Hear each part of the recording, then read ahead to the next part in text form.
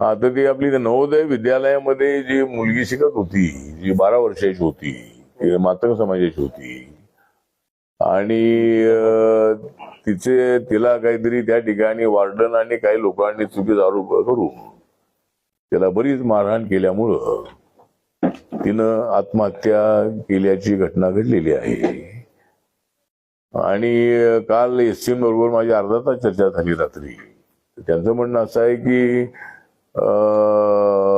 ती मुलीची आत्महत्याच आहे, पण त्यामध्ये मर्डरची केस लावा अशी मागणी आहे, म्हणजे 302 लावा. पण त्यांचं म्हणणं असं आहे की 302 लावण्यासाठी जर असं काय आपण काय केलं तर ती कोर्टामध्ये टिकणार नाही, कारण ती आत्महत्या म्हणजे आत्महत्येला जबाबदार असणाऱ्यांना 2 लोकांना पकडलेलं आहे आणि आतापर्यंत ती जेलमध्येच आहे. तर अशा घटना घडू नयेत यासाठी मी HRD मिनिस्टर धर्मेंद्र प्रधान यांना भेटणार आहे आणि अशा नवोदय विद्यालयामध्ये अशी मारहाण करणं ही बाब अत्यंत चुकीची आहे. काय चूक एखादी केली असेल तर तक्रार करायला हरकत नाही आहे, पण मारहाण करणं, डायरेक्ट फिजिकली मारहाण करणं हे अत्यंत चुकीचं आहे आणि त्यामुळं त्यांना ज्याने असं केलेलं आहे त्यांना सजा मिळाली पाहिजे. आणि अशी माहिती मिळाली की ज्यावेळेला ते मारहाण करत होते त्यावेळेला ती एकदम अशी मुलगी एकदम तिच्या डोळ्यात पाणी येत नव्हतं आणि अशी एकदम ती ही झालेली होती, कारण तिच्यावर चोरीचा आरोप करण्यात आला होता पण तिने चोरी केली नव्हती, म्हणून तिला एकदम असा राग आला की मी असं केलेलं नसताना माझ्यावर असा आरोप आलेला आहे. आणि म्हणून तिनं रात्री उशिरा त्या डॉर्मेंटरीमध्ये अनेक मुली पण होत्या, तिनं रात्री उशिरा त्यांनी फाशी लावून घेतलेली आहे आणि आज मी त्यांच्या कुटुंबाला भेटी देणार आहे. त्यानंतर त्याला अॅट्रॉसिटी ऍक्ट लावण्यात आलेला आहे आणि 4 लाखाची मदत आमच्या समाज कल्याण खात्याच्या वतीनं त्याला त्याच्या फॅमिलीला मिळालेली आहे. अजून मुख्यमंत्री फंडातून काही पैसे मिळतात का, मी मुख्यमंत्र्यांना पत्र लिहिणार आहे. कुटुंब अत्यंत गरीब आहे आणि अशा घटना पुन्हा घडू नयेत यासाठी प्रयत्न होणं अत्यंत आवश्यक आहे.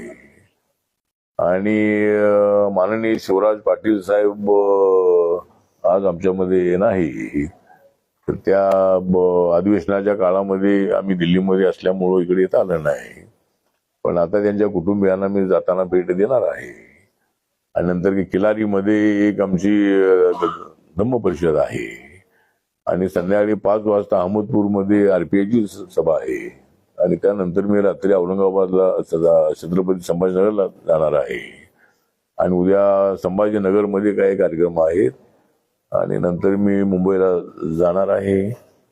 माझं नाव जे आहे ते माझं राज्यसभेवर नक्की येणारच आहे आणि मला 5 तारखेच्या अगोदर नॉमिनेशन भरायचं आहे.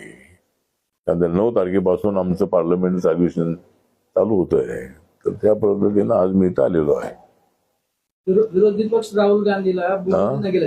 विरोधी पक्ष राहुल गांधी विरोधी पक्ष आहेत केंद्रामध्ये, सरकारमध्ये.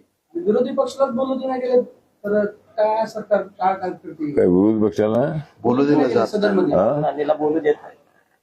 नाही, बोलू दिलं जात नाही म्हणजे आम्ही काही तोंड बंद करत नाही कुणाचं, म्हणजे आम्ही तोंड जे आहे ते बोलू दिलं जात नाही असं नाही आहे.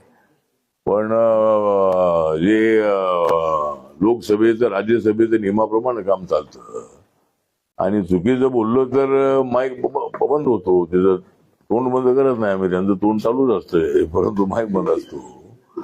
पण बोलू देत नाही हा आरोप आहे. मला वाटतं बोलू देत असं नाही आहे. राहुल गांधींनी त्याच्या अगोदर भाषण केलेलं आहे. राहुल गांधी भाषण करण्यास सध्या थोडे ऍक्टिव्ह झालेले आहेत, पण त्यांनी किती भाषण जरी केलं तरी नरेंद्र मोदींचा सामना करणं हा बच्चों का खेल नहीं है.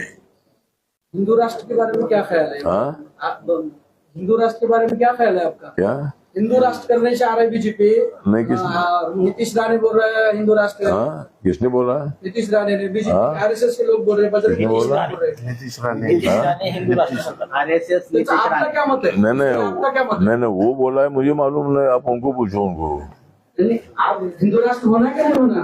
अरे हिंदू राष्ट्र विषय नहीं, हिंदू राष्ट्र मतलब यहाँ हिंदू मेजोरिटी में देश में ही है लेकिन यहाँ बुद्धिस्ट लोग भी हमारे रहते हैं, बुद्धिस्ट है, या मुस्लिम भी रहते हैं, या क्रिश्चियन भी रहते हैं, जैन रहते हैं, पारसी रहते हैं, लिंगायत रहते हैं, तो सभी लोग यहाँ रहते हैं। तो हिंदू राष्ट्र का विषय नहीं है, यहाँ तो भारत है, भारत राष्ट्र है, और यह हिंदू की मेजोरिटी सबसे ज्यादा, कम से कम 70%, 75% वहाँ हिंदू है, बाकी ये सब माइनॉरिटीज वाले सब है। तो मतलब हमारी पार्टी जो है, ये पार्टी सर्वधर्म समूह वाली पार्टी है, आरपीआय।